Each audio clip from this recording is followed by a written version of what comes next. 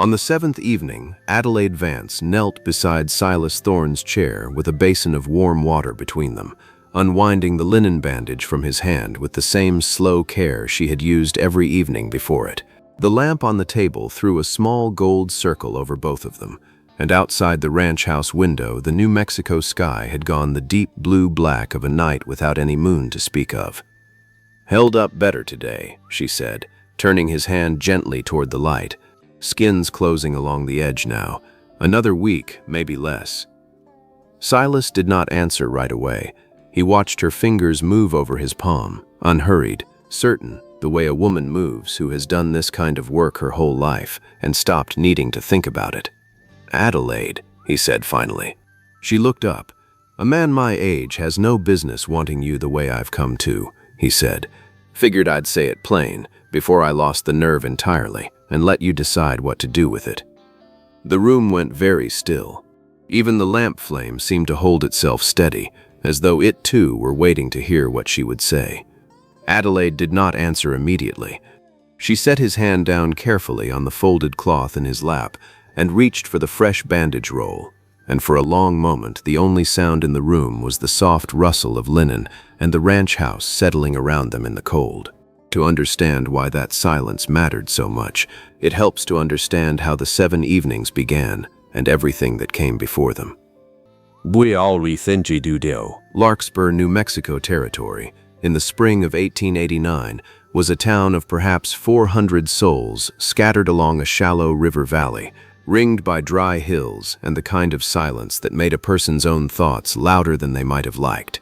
Silas Thorn had ranched the land east of town for 31 years, inheriting it from a father who had wrestled it out of drought and Comanche raids and turned it, slowly, into something worth keeping.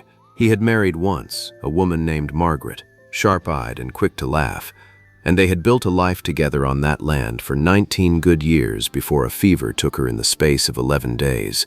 That had been 6 years past now. Silas had not courted anyone since, had not much considered the idea worth entertaining, and had settled instead into the particular rhythm of a man who ran cattle, mended fence, and ate his supper alone without complaint, because complaining changed nothing, and Silas had never much cared for wasted effort. The ranch house still held small evidence of Margaret everywhere a person cared to look. A quilt folded at the foot of the bed she had stitched herself over one long winter, a chipped blue pitcher she had carried west from Missouri and refused to let him replace no matter how many times he offered. Silas had not moved any of it in 6 years, not out of some determined grief, but simply because nothing had ever given him a reason to. His 2 sons were grown and gone by then, one ranching his own spread 2 counties over, the other working the railroad out of Santa Fe, and both wrote when they remembered to and visited at Christmas when the weather allowed it.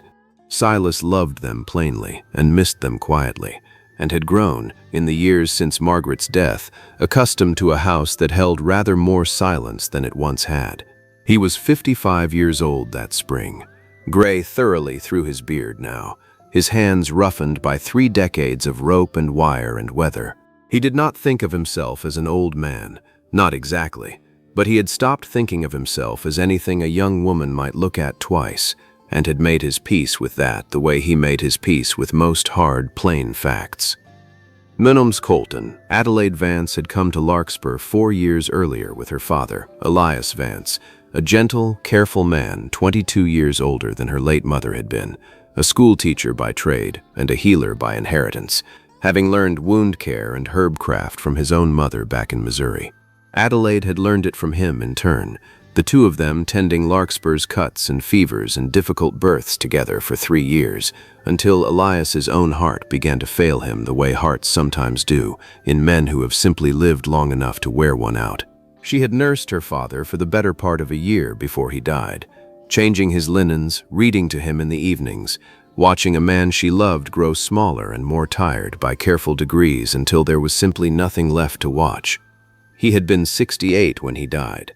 Her mother, gone years before that, had been 31 years younger than him, and Adelaide had grown up hearing, more than once, whispered town opinions about a young wife married to a man old enough to be her father, opinions that had followed her mother quietly to her own early grave, and had followed Elias too, in his final year, as neighbors wondered aloud whether the girl tending him so faithfully wasn't sacrificing years she'd never get back. Adelaide had absorbed all of that, the way a person absorbs weather, without choosing to, and had come away from her father's death with one clear, private conviction she had never spoken aloud to anyone. She would not love a man she was likely to bury young. She had watched what that cost her mother, and then watched what it cost herself, and she had decided, somewhere in the long months of her father's decline, that she would rather be alone than choose that particular grief on purpose. She was 26 now, unmarried, well-regarded, capable with a needle and a poultice, and a frightened patient both, and entirely resolved that her own heart would not be permitted the same arithmetic her mother's had been. She kept her father's leather satchel of instruments on the same shelf where he had always kept it, cleaned and ready, and she still, some mornings, reached for it before remembering there was no longer anyone at the house needing her to bring it along. She lived alone now, in the small frame house at the edge of town he had left her, tending Larkspur's wounds and fevers much as she always had, respected everywhere, and, she had come to notice, quietly lonely in a way she did not much care to examine. She had told herself, more than once, that the loneliness was simply the price of the choice she'd made, and a fair enough price at that, given what the alternative had cost her mother. It was not a thought she particularly enjoyed, but it was one she had grown accustomed to carrying, the way a person grows accustomed to any weight they've decided is necessary. The injury that brought them together happened on a Tuesday in April, when a section of corral gate Silas was repairing slipped its hinge and came down hard across his right hand, tearing skin along the palm and driving a long splinter of raw wood deep beneath the flesh at the base of his thumb. His foreman rode for the doctor, but Doc Reyes was 2 days out at a difficult berth on the Bar M spread, and so the foreman rode instead for Adelaide Vance, whose skill with a wound was spoken of respectfully all through the valley by then. She arrived within the hour, found Silas sitting grim and silent at his own kitchen table with a bloodied cloth wrapped around his hand, and set to work without much conversation, the way she set to work on any patient, competent and unhurried, and entirely unbothered by the blood. "This splinter's deep," she said, examining it by lamplight. "I can draw it, but it won't be gentle, and you'll need tending most evenings after, or it'll turn on you before it heals proper." Silas looked at her a long moment, this young woman with steady hands and a steadier voice, and said only, "Do what needs doing," and did not so much as flinch when she did. The drawing of the splinter took the better part of 20 minutes, Adelaide working with a needle and a small blade sterilized in the kitchen fire, Silas's jaw tight but his hand still, trusting her completely despite having known her only by reputation until that evening. When the wood finally came free, a piece near 2 inches long, he let out a breath he had clearly been holding and looked at it with something like grudging respect for the damage it had managed to do. "Ranching 30 years, he said. "Never once had a gate get the better of me quite this thoroughly." Adelaide allowed herself a small smile at that, cleaning the wound with a steady hand. "Gates don't much care how long a man's been ranching," she said. "They only care whether the hinge holds." So began the 7 evenings. Adelaide rode out each night after her other work was finished, unwound the day's bandage, cleaned the wound, checked for the particular warmth and redness that meant trouble was setting in, and wrapped it fresh, and in the quiet space that work required, the two of them began, without quite meaning to, talking. The first evening they spoke only of the wound itself, the second of the ranch, the cattle, the particular stubbornness of the New Mexico soil. By the third evening, Silas had told her about Margaret, plainly and without excessive sentiment, the way a man speaks of a loss he has made his peace with but not forgotten. And Adelaide had told him, in turn, a little of her father, though not yet the fuller shape of what his death had taught her to fear. On the third evening, too, Silas had made her laugh for the first time, an unremarkable observation about a particularly opinionated hen that had taken to roosting on his porch rail, delivered so dryly that Adelaide had nearly dropped the bandage roll in surprise at her own laughter. He had looked, in that moment, pleased with himself in a quiet, boyish way that seemed entirely at odds with his gray beard and his 3 decades of hard ranch work. She noticed by the fourth evening that she looked forward to the ride out to the Thorn Ranch in a way that unsettled her slightly, and told herself it was simply professional satisfaction, the pleasure of tending a wound that was healing well. The fourth evening brought rain, a hard spring shower that soaked her thoroughly on the ride out, and Silas had met her at the door with a dry blanket before she'd even finished tying off her horse, fussing over her in a way that made her laugh again and protest that she was the one meant to be doing the tending. He had only shrugged and said a body couldn't properly care for a wound while catching her death of cold, and had built up the fire without further comment. She was aware, by the fifth, that this was not entirely true. The fifth evening, they spoke for the first time of things neither had spoken of to anyone in some while. Silas of the particular ache of watching his sons grow into men who no longer needed him daily. Adelaide of the strange guilt she carried for feeling relief, however small, when her father's long suffering had finally ended. Neither judged the other for what was said, and something in that mutual, unjudging honesty settled a little deeper between them than either had quite intended. Silas noticed things too, in his own careful, unhurried way. He noticed that Adelaide Vance did not speak to him the way younger women sometimes spoke to older men, with a kind of careful, performed patience, but plainly, as an equal, as though his age were simply a fact about him and not a wall between them. He noticed the particular gentleness of her hands and the way she hummed very quietly, almost without knowing she did it, while she worked. He noticed, with a private, uneasy honesty he did not examine too closely, that he had begun to think about the coming evening's bandage change from the moment he woke each morning. He told himself, the way Adelaide told herself, that this was nothing worth naming. Both of them were, by the sixth evening, lying to themselves with roughly equal conviction. We're rowing in corral, Larkspur was not a large town, and it did not take long for people to notice that the healer's daughter was riding out to the Thorn Ranch every evening, rain or clear, and staying rather longer than a bandage change strictly required. Silas heard about it first from his foreman, who mentioned, with the particular delicacy of a man delivering news he suspected his employer would not welcome, that some in town found it curious, a woman young enough to be his daughter spending her evenings at his table. Let them find it curious, Silas said, though something in his chest tightened at the words in a way he did not care to examine. He had lived long enough to know exactly what that kind of town talk sounded like, the particular unkind amusement reserved for an old man who let himself want something he had no business wanting. He had heard it said of other men in other years, and had privately agreed with the sentiment each time, never once imagining he would find himself on the receiving end of it. Adelaide heard her own version of the talk from Mrs. Pruitt at the Mercantile, delivered with the particular concern women use when they mean to be helpful and manage instead to be cruel. "You're a lovely girl, Adelaide," Mrs. Pruitt said. "Plenty of fine young men in this valley who'd be glad of your attention. Seems a waste, spending your evenings out at Thorn's place, tending a man old enough to be your father." Adelaide said nothing in response beyond a polite excuse to leave, though the word father followed her the whole ride home, landing exactly where Mrs. Pruitt could not have known it would land hardest. She thought, riding out past the edge of town toward the Thorn Ranch that same evening, of every calculation she had ever made about the particular danger of loving an older man, and found the calculations considerably less comforting now that they had a face and a name attached to them. It was one thing to guard her heart against a hypothetical grief.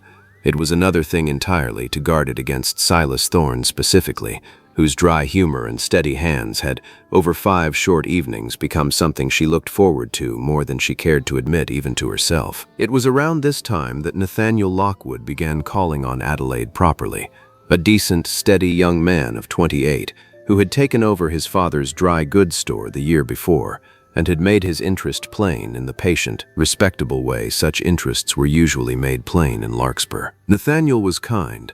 He was reliable. He would, by any sensible accounting, make a fine husband, close in age, established, entirely free of the complications Adelaide's own private arithmetic warned her against. He called on her twice that week, bringing on the second occasion a small bundle of ribbon from his own shelves, chosen, he admitted, with an earnest, hopeful smile, because the color had reminded him of her. Adelaide accepted it graciously and thanked him, and felt nothing beyond a mild, distant fondness that she recognized, with some private discomfort, was nothing at all like what she felt riding out to the Thorn Ranch each evening. He'd be a good match, Adelaide's aunt told her plainly, over supper one evening. Steady, your own age. You wouldn't spend your best years nursing a man toward his grave the way you spent them nursing your father. Adelaide did not argue the point, because she could not entirely disagree with it, and that was, in its own way, the trouble. Her aunt pressed further, gently but persistently, over the following days, pointing out Nathaniel's steady income, his good name in town, the simple, sensible ease of a courtship that would raise no eyebrows and cost Adelaide none of the whispered concern currently trailing her evenings at Silas Thorn's table. Adelaide listened to all of it, and agreed with most of it, and found that agreeing changed nothing at all about where her thoughts turned the moment supper was cleared away each evening. Silas, for his part, began that same week to quietly, deliberately, put distance between himself and whatever had been building over the 6 evenings prior. He told himself it was mercy, sparing a young woman a foolish old man's foolish feelings before either of them said something that could not be unsaid. He was short with her on the 6th evening, keeping the conversation strictly to the wound, and Adelaide left that night with an ache in her chest she recognized, uneasily, as disappointment. She sat in her own kitchen afterward longer than she meant to, turning over the sudden coolness in his manner, wondering whether she had somehow overstepped some boundary neither of them had spoken aloud. She did not yet know about the foreman's comment, or the particular fear it had stirred in him, and so she carried the disappointment home without understanding it, which made it heavier rather than lighter. But that same week, in the ways that mattered more than words, Silas's actions told a different story than his silence did. He noticed, without her mentioning it, that the wheel on her buggy had begun to squeak, and had it quietly repaired before her next visit. He noticed the chill that had crept into the evenings, and made certain a fire was already going in the front room before she arrived, so she would not have to sit cold while she worked. He noticed when a late frost threatened the small garden behind her house, and rode out unasked at dawn to help her cover the tender plants before the cold could take them. He noticed, too, that her own kitchen shelf sat one board short of proper, a small domestic imperfection she had mentioned only once, in passing, weeks before, and never expected him to remember. He built the shelf himself over 2 quiet evenings and left it leaning against her back door with no note attached, so that she found it only when she went out one morning for water and understood immediately, without needing to ask, exactly whose careful hands had made it. Small things. Practical things. The particular language of a man who did not know how to say what he felt in words, and so said it instead in fence posts mended and firewood split and small burdens quietly lifted before they were ever asked about. Adelaide noticed every one of them, and understood, with growing and uncomfortable clarity, that this was not the behavior of a man being merciful. This was the behavior of a man in love who had decided, out of some misguided kindness, to hide it. The 7th evening arrived with the wound nearly healed, one final bandage required before Adelaide's professional reason for visiting ran out entirely, and both of them seemed to understand, without saying so, that whatever passed between them that night would need to be settled, one way or another. Silas had spent the better part of the day rehearsing, in his private way, what he meant to say, turning the words over the same careful way he turned over a piece of lumber before trusting it to hold weight. He said them plainly. In the end, the way he said everything that mattered. A man my age has no business wanting you the way I've come to. Figured I'd say it plain, before I lost the nerve entirely, and let you decide what to do with it, and io no findi. She finished wrapping his hand, slow and careful, the way she had wrapped it 6 evenings before, because her hands needed something familiar to hold on to, while the rest of her sorted through everything the silence was carrying. She thought of her mother, 31 years younger than her father, and of the whispers that had followed that marriage to its early, grieving end. She thought of her own father in his final months, small and tired in his bed, and of the particular grief of loving someone you know. Mathematically, you are likely to outlive by decades. She thought of Nathaniel Lockwood, steady and safe and entirely uncomplicated, offering a future with none of this particular ache built into it. She thought, too, of Mrs. Pruitt's careful cruelty at the mercantile, and of her aunt's gentle, persistent arithmetic, and of every voice in Larkspur that had in one way or another told her plainly what a sensible woman would choose. She had spent her whole life being sensible, tending other people's wounds, setting aside her own wants for the steadier, safer path, and she found, kneeling there with Silas's hand still resting in her own, that she was tired of it in a way she had not let herself admit until this exact moment. And then she thought of the buggy wheel, quietly repaired, the fire, already lit, the frost-covered garden, saved before dawn by a man who had not waited to be asked, the kitchen shelf, built without a note, because some things did not need announcing to be understood. She thought of 6 evenings of conversation that had never once felt like a man 29 years her senior, and had only ever felt like Silas, plain and steady and entirely, quietly, himself. "My mother was 31 years younger than my father," she said finally, not looking up from the bandage. "I watched what that cost her. I watched what it cost me too, tending him at the end, and I told myself a long while back I wouldn't choose that grief on purpose, however it dressed itself up." Silas said nothing, waiting, the particular waiting of a man who has already braced himself for the answer he expects. "But I've spent 7 evenings watching you," Adelaide continued, "and not one of them felt like tending an old man. They felt like the first honest conversations I've had in longer than I care to admit. And I find I'd rather have whatever years were given, plainly and honestly, than a long, safe life with a man who's never once made me feel the way 6 evenings of your company has." "One to being feel." Silas looked at her a long moment, something working loose behind his eyes that had been held tight since Margaret's death, tighter still since the town's whispers had started up around them both. "You're certain," he said, not quite a question. "I've spent 7 evenings watching your hands do careful work," Adelaide said. "I've spent 7 evenings listening to a man talk plainly about grief and cattle and his sons in the same unhurried voice, never once performing for me, never once treating my presence as anything but welcome. I am about as certain as I have ever been of anything, Silas Thorn, and I would ask that you not spend the next 30 years second-guessing me on it. I've tended enough wounds to know the difference between something healing and something merely patched over," Adelaide said. "What's between us isn't patched over, Silas. It's healing clean, same as your hand." They did not marry quickly, nor with any great show, because neither of them was built for great shows, and Larkspur had quite enough to talk about already without adding a hurried wedding to the account. They married that autumn instead, in the front room of the Thorn ranch house, with Adelaide's aunt standing witness and Nathaniel Lockwood, gracious in his disappointment, sending a wedding gift of good tools that Silas used for years afterward without irony. Mrs.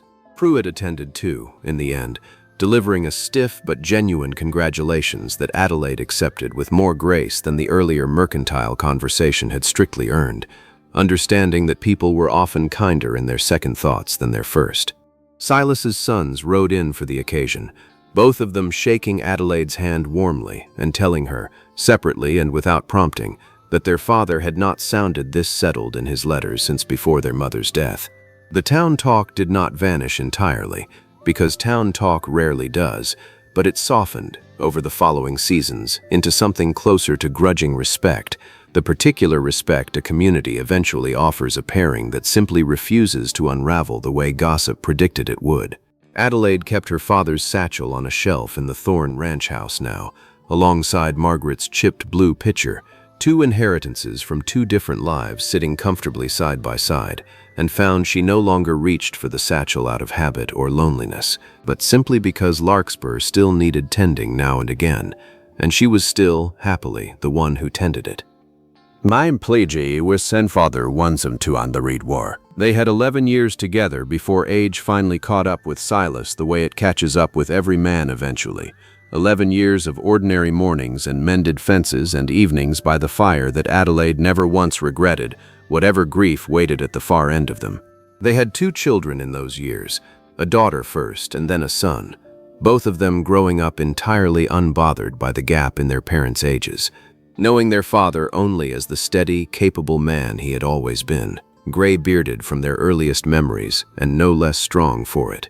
Silas taught them both to ride and rope and read the weather the way his own father had taught him, patient and unhurried, and Adelaide watched him with their children some evenings with a tenderness that still, even years on, caught unexpectedly in her chest. The 11 years were not without their ordinary hardships, dry seasons and sick cattle, and one hard winter that tested every fence on the property. But Adelaide found, facing each of them beside Silas, that hardship shared plainly was a different thing entirely from hardship carried alone. She had spent her 20s bracing against a grief she had not yet earned, and found, in the actual living of those 11 years, that the bracing itself had cost her more than the grief, when it finally came, ever did. She used to say, in the years after, that her mother had taught her to fear love that came with an unequal number of years attached to it, and that her father, without ever meaning to, had taught her something else entirely. That the years themselves were never really the point. What mattered was whether the time you were given, however much or little of it, was spent honestly, plainly, and well. Her daughter asked her once, grown by then, and curious about her parents' particular story, whether she had ever regretted the choosing, whether the age between them had ever once felt like the burden the whole town had predicted it would be. Adelaide had thought about the question a long while before answering, the way she thought about most things worth answering properly. "Not once," she said finally, "not for a single evening of it. I spent years being afraid of a grief I hadn't earned yet, and when it finally came, I found I'd rather have earned it honestly than avoided it by never loving your father at all." Silas Thorn had spent 55 years believing himself past the age where a woman might want him the way Adelaide wanted him, and had very nearly let that belief cost him the best years of his life before a young woman with healing hands and an old, careful fear decided that some risks were worth taking anyway. Love, it turns out, does not always announce itself loudly, and it does not always arrive on a young man's schedule. Sometimes it arrives quietly, over 7 evenings and a slow healing hand, and asks only that 2 careful, frightened hearts be brave enough, for once, to say the plain thing out loud before the nerve to say it runs out entirely.